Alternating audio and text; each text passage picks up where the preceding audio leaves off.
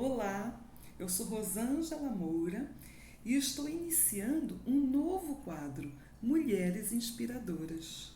Eu tenho certeza que todos vocês conhecem alguma mulher que serviu de inspiração na sua vida. E especialmente quando nós estudamos a história da igreja, muitas foram as mulheres que ajudaram a estabelecer Sião e a fortalecer o Evangelho. Hoje eu vou falar sobre uma pioneira e foi uma sugestão do meu marido. Ela se chama Louisa Barnes Pratt. Ela nasceu nos Estados Unidos, mas a família mudou para o Canadá.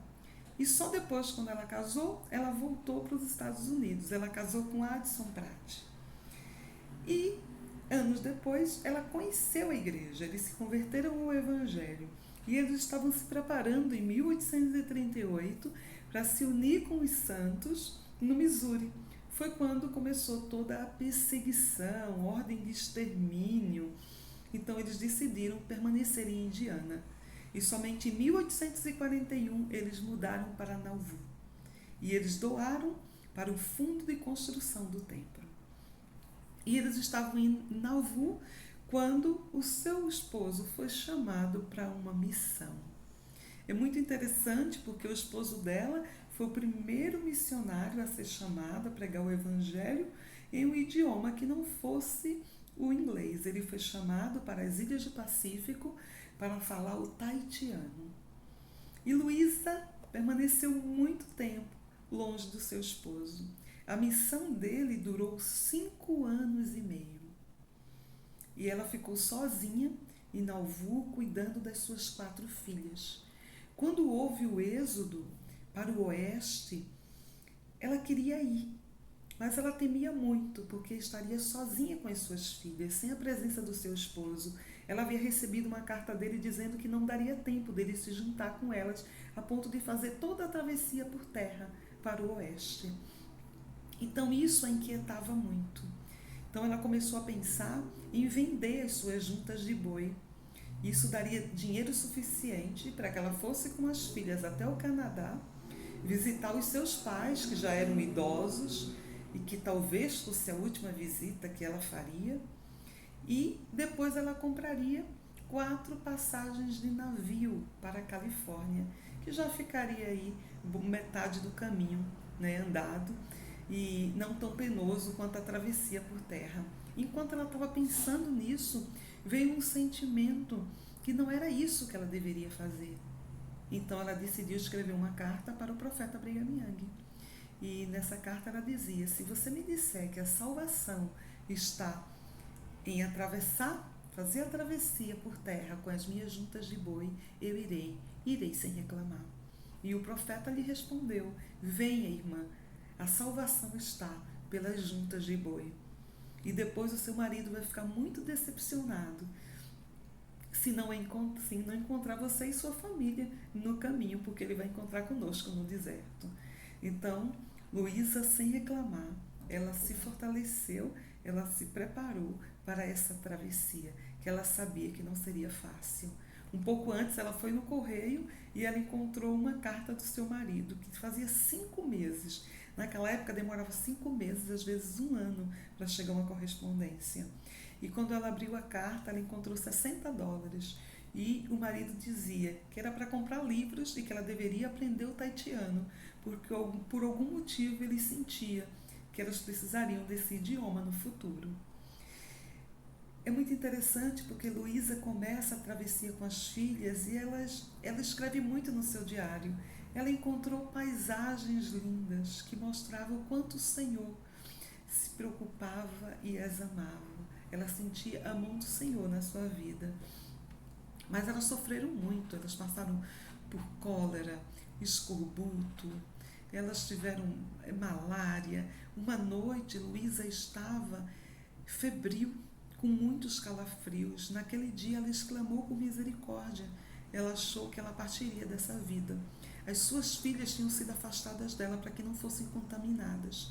E mulheres colocaram a mão sobre a sua cabeça e com muita fé conseguiram curar Luísa, que chegou, depois de muitos desafios, até o lago do Vale Salgado, junto com as suas filhas. E aquele dia foi um dia memorável.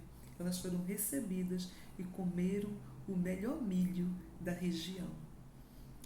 7 dias depois, o seu marido, que por imprevistos não conseguiu encontrá-las, na travessia chegava à cidade de Lago Salgado. Mas olha que interessante, a filha dele menor tinha 3 anos quando ele partiu. Agora ela tinha mais de 8 anos. E a filha dizia assim: não é estranho ter um pai que você não conhece?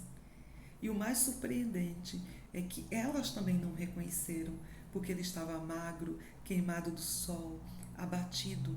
E ele também não as reconheceu, porque ele deixou meninas e encontrou mulheres. Assim como a sua esposa, a voz tinha mudado. Por conta do escorbuto, ela havia perdido seus dentes. Gente, imagina, se demorar 5 anos e meio para encontrar seu marido e quando encontra, está você sem dente. Até a voz saía diferente. Foi um desafio como família, porque eles precisaram novamente voltar a se conhecer. Nesse 1 ano se fortalecendo, eles foram novamente chamados para uma missão. E dessa vez foi chamada a família inteira. E eles foram para Ilhas do Pacífico. E Luísa teve que aprender o tahitiano. Ela ensinou o inglês para as mulheres, para as crianças das ilhas. E ela também aprendeu. Foi uma missionária e pregou o evangelho em tahitiano. Depois eles foram chamados para as Ilhas Havaianas. O marido acabou sendo preso porque o governador colocou uma ordem proibindo o proselitismo. E depois eles foram para a Califórnia, depois de suas missões.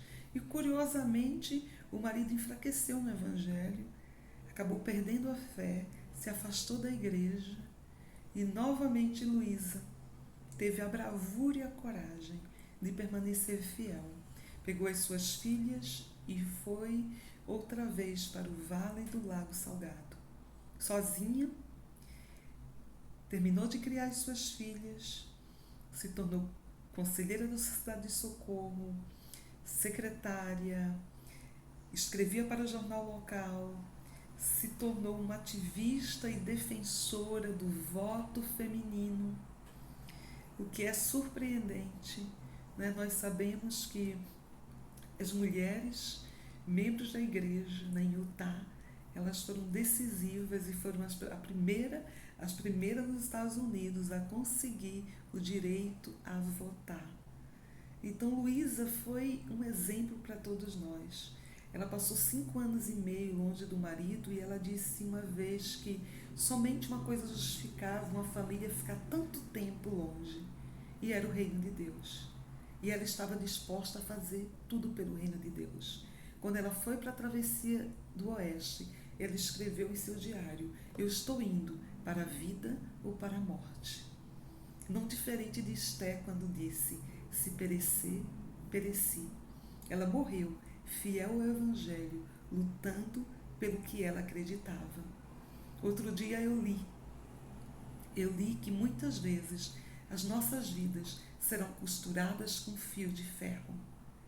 Eu não tenho dúvida que a vida de Luísa foi assim, costurada com fios de ferro.